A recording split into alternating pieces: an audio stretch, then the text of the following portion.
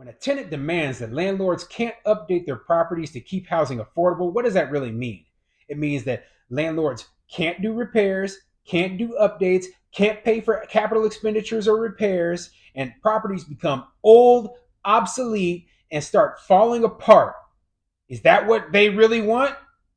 I'm Tony, and this is Real Estate Investing and Landlord News. All right, so I have an interesting article for you today, and it's going over this new eviction protections down in Chula Vista, California, right? Which is in San Diego County. So obviously, I'm not against, I am against rent control. I am against these, just cause eviction protections because they take control away from landlords in order to increase increase the rent in order to pay for things to make the housing actually better. And the result is that a lot of housing, it falls into disrepair, and that's not good for tenants. It's not good for landlords. It's not good for cities. And I don't know why anybody would want this, but you know what? It is plain to see when you read these articles, right? What the best interest of the tenant is to keep their rent as cheap as possible, even if that means that they're living in a place that is old and crappy. Okay.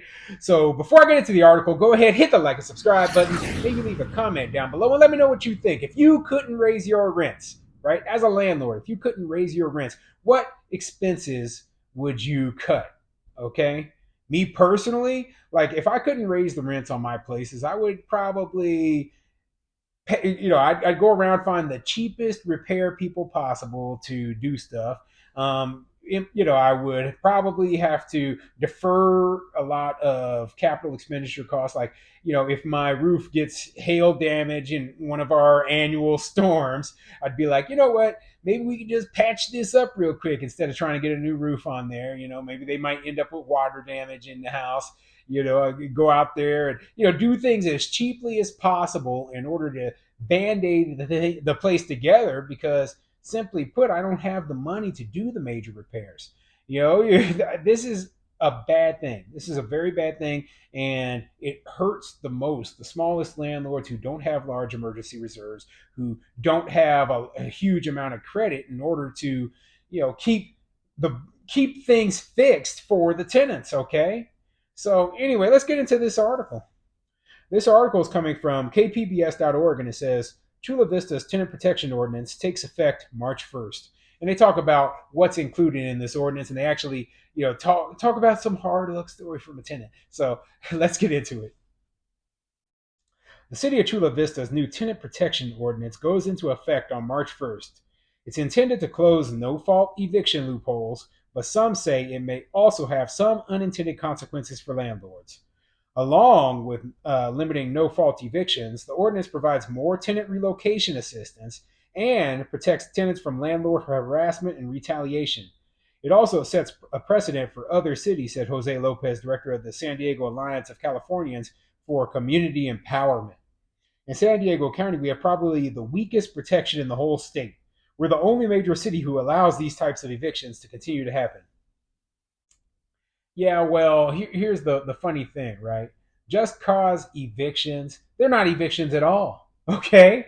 They're not evictions at all. And that's the funny thing. They threw the term eviction on there so that you imagine, you know what? They want to portray the image of, oh, it's some poor family who, they're being put out on the street. They did everything right. No, it's simply put, a landlord, let's say a landlord such as myself, I do 1 year leases on my houses.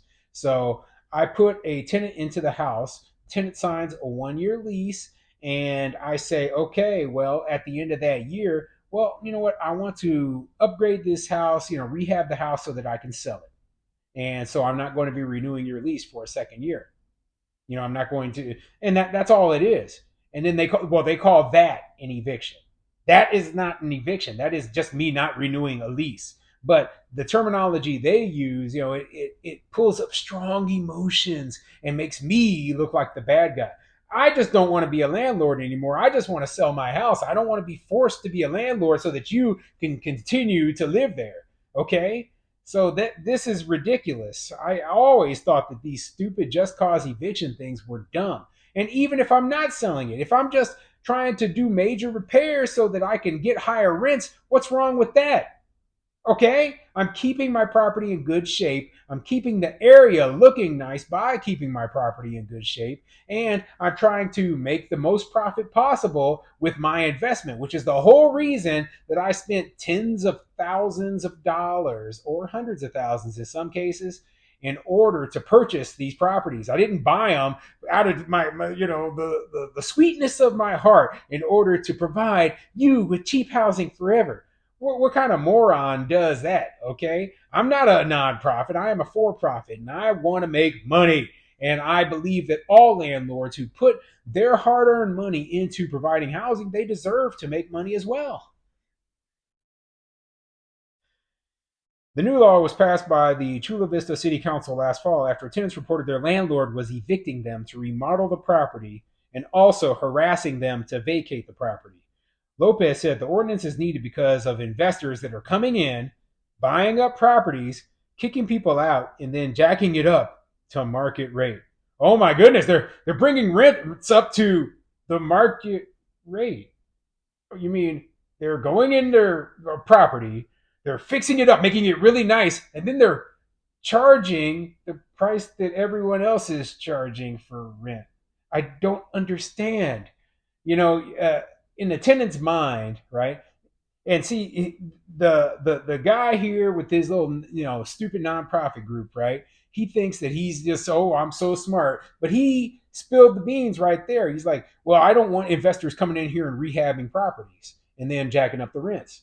So what that means is you want them to leave the properties in horrible shape.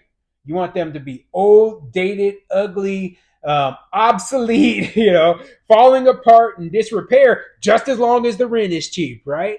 That's what you want. That's what you're saying right there in those sentences, right? You're saying that, hey, we don't want investors to come in here and buy properties up and fix them up and then charge higher rents. We want to pay low rents, and the only way you're going to pay low rents, nobody's going to come in there and fix that property up if they can't raise the rent.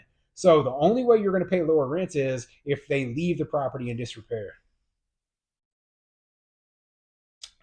Lopez said the ordinance is not only going to help protect tenants so they can continue to stay in their homes, but is also going to keep our housing affordable. Under the ordinance, any landlord who serves a no fault eviction notice to a tenant will have 3 business days to file that notice with the city.